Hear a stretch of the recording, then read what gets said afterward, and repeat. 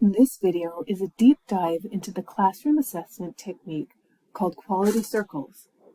This is one of the 50 informal assessment strategies in Angelo and Cross's Classroom Assessment Techniques, a handbook for college teachers. We are going to look at the strategy itself, where it came from, what context it really works best in, the advantages and limitations of this strategy, and some best practices. I also offer an example of how I would apply this strategy to a work training environment. So what is the quality circle or QC technique? As described by Angelo and Cross, it's a volunteer problem-solving and decision-making group that communicates student-generated input to the teaching team for the purpose of improving the course content, structure, and environment in the present and redesigning it for the future. There is an opportunity for our class members to confidentially share their input to enhance the quality of the course throughout the semester.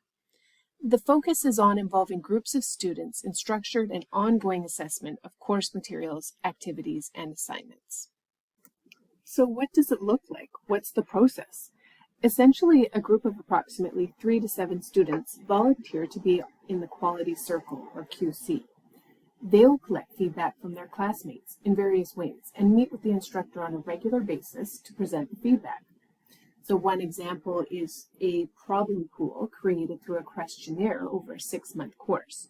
The QC members collected feedback after every class, such as what problems are you facing with regard to your teaching learning process in the subject.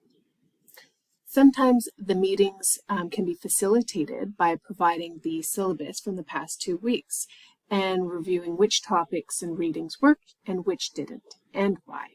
You can even ask directed questions: what annoying tendencies do I have as an instructor?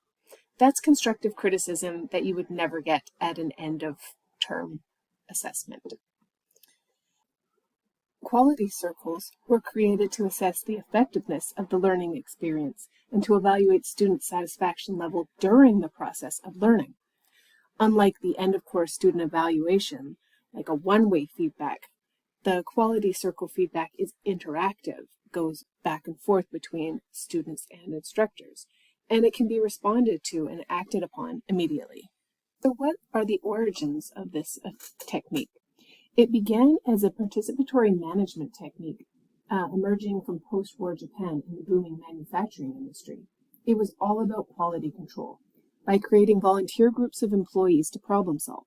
The idea being that those who are involved in the work are best suited to identify defects and suggest improvements. It became huge in the 1980s, with American corporations embracing the quality circle movement to reduce costs, improve productivity, and employee involvement. In the mid-2000s, they fell out of favor, in part due to inconsistent implementation. Called a management fad, they failed because they had no power and no one listened to them. One of the primary limitations of this strategy is that it requires significant commitment and time from both the instructor and the students. As discussed by Angelo and Cross, quality circles will work only if the teaching team is flexible, open, and responsive to student observations, opinions, and suggestions. A non-responsive teaching team can quickly kill any quality circle. For example, if an instructor is well-meaning but simply too busy to implement a quality circle, they may not have time to meet regularly as agreed upon, or to implement any of the good suggestions made by students. So students may come to feel that they're not respected and that none of their suggestions are taken seriously. Students also require group work skills to use this classroom assessment technique productively, and if they haven't developed them yet, the instructor must provide training in the process itself. Information needs to be gathered from all students and not just the most vocal ones. One of the core advantages of this strategy is that instructors actively demonstrate their commitment to listening to student feedback.